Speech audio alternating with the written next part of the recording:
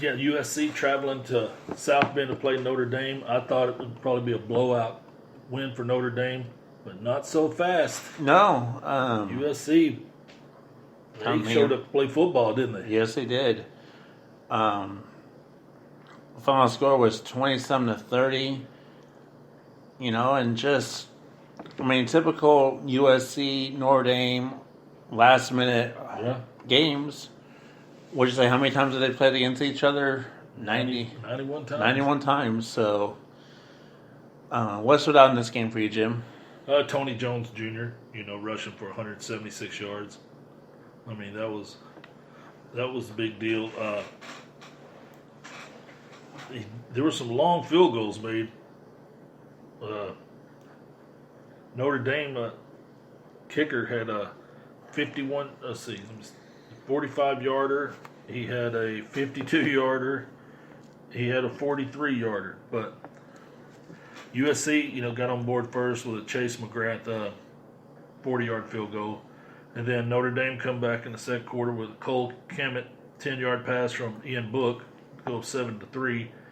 And then Braden Lindsey had a 51-yard run for Notre Dame, put them up 14-3. And then Jonathan Dorr had one of those long field goals, a 45-yarder, to put Notre Dame up 17-3 at halftime. And then they come out in the third quarter and they get another 52-yard field goal from Jonathan Dorr to put them up 20-3. Then USC kicks another field goal. Chase McGrath had a 27-yarder, get within 20-6, and then St. Brown had a 38-yard pass from Kendon Slovis to get within 13-20, and then fourth quarter, Dorr had a 43-yarder, put Notre Dame up 23-13. Then Tyler Vaughn's 5-yard pass from Kendon Slovis to bring it to 20-23 Notre Dame. Then Ian Book had an 8-yard run to make it 30-20 Notre Dame. And then Marquise Strepp had a 2-yard run to get them within 27-30 with a minute 4 left. Just an exciting game. Two blue bloods. Mm-hmm. Not as much luster as years past, but still, when those two teams are playing, you're going to get attention because these are national brands, right? Oh, yeah. What'd you see? I really truthfully thought it was going to be a blowout. Yeah. But, I'm looking at the passing for USC. Stoles did 24 for 35 for 255, 2 touchdowns. It's freshman, too. Yeah, so, I was looking. First downs were even 25. St. Brown, 8 catches, 112 yards for USC. I mean, that's a pretty good average. Yep. I'm just looking at. It was just a typical USC, like I said, USC Notre Dame game. Just very dominant. Over 77,000 people attended that game. So that's a sellout. Yep.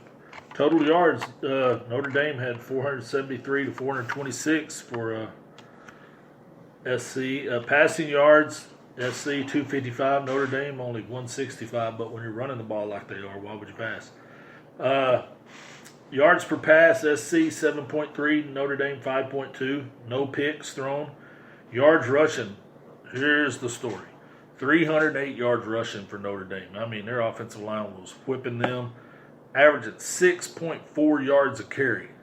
You're not going to lose many games when you're running the ball like that. That's impressive. And USC rushed for 171 yards on 35 carries, so they were 4.9 yards a carry. Penalties, SC very disciplined. Only 2 penalties, 20 yards. Notre Dame 5 penalties, 45. Both disciplined there. There was no, acting the fool except right at halftime when they met and was mouthing off at each other, and the coaches had to come in and separate them. But this was a way more physical game, than I thought, and Notre Dame was the more physical team. Their offensive line inflicted its will on USC's defensive line, and that's what it came down to in the end. For me, when I was watched part of it, I'm like, that was it. It was just they were just more physical team, but USC has definitely got skilled athletes. I mean, they are not in want of skilled athletes. They have a bunch of them, and so hats off for USC to make it closer than what we thought it was going to be. Yeah. So, what other game stands out to you? Let's talk about the number 8 at the time, undefeated Wisconsin Badgers playing Michigan State. Thought it was going to be closer than it was. It ended up being a blowout. So, yeah, I thought Michigan State's defense would make this a close game. I was wrong. Yeah. 38 to nothing. The only thing I can see Michigan State did right is they cut off the running game for Wisconsin. Taylor only had 26 carries for 80 yards. That's What only about the other guys? What did the team have? the team. As a team, they had 223, Okay. but 45 rushes. I mean, Right. but you got a future Heisman Trophy possible winner. Yeah. Averaging 3 yards a carry. I mean, that's not like his normal self, but he still had 2 touchdowns, but still. Well, here's something else that nobody's talking about. This is their 4th shutout. So their defense is really, really, really good. Like I said, Jonathan Taylor rushed for 2 touchdowns, and Wisconsin's defense posted 4th shutout of the season, and this one was just an easy win. I mean, they started off Jonathan Taylor 1-yard run in the first quarter, and then Quintez Cephas had a 19-yard pass from Jack Cohn to make it 14-0. Then Colin Larsh 29-yard field goal put them up 17-10 at half. Then nobody scored in the third quarter, and then Jonathan Taylor had a 1-yard run in the fourth quarter, put them up 24 to nothing.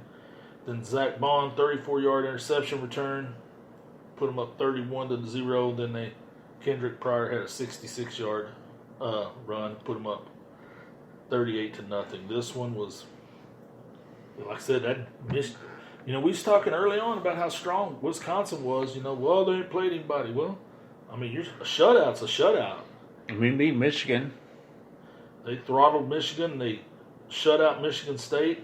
Cone he was all right, 18 of 21, 180 yards. I mean, only 3 incompletions. I'll take that all day long. Lombardi for Michigan State had 66 yards and 1 pick. Taylor, like you said, he only had 80 yards, but he had 2 touchdowns. This one is everybody's waiting to October the 26th for when Wisconsin plays Ohio State. Mm-hmm. That's the game that's everyone's circled, but Michigan State was just woeful. I mean, they were in want. 7 first downs. Wisconsin had 22. They were Michigan State was 2 of 14 on third downs, 2 of 2 on fourth conversions, 149 yards passing, 119 yards rushing for Michigan State. I mean, that is just 149 total yards, and 119 of it was passing. They only had 30 yards rushing. Average 1.4 yards a carry. 2 turnovers, 5 penalties. Wisconsin disciplined, no turnovers, 1 penalty, 222 yards rushing. They averaged 4.8 yards a carry. So this one was just a whooping, and they took them out behind the woodshed.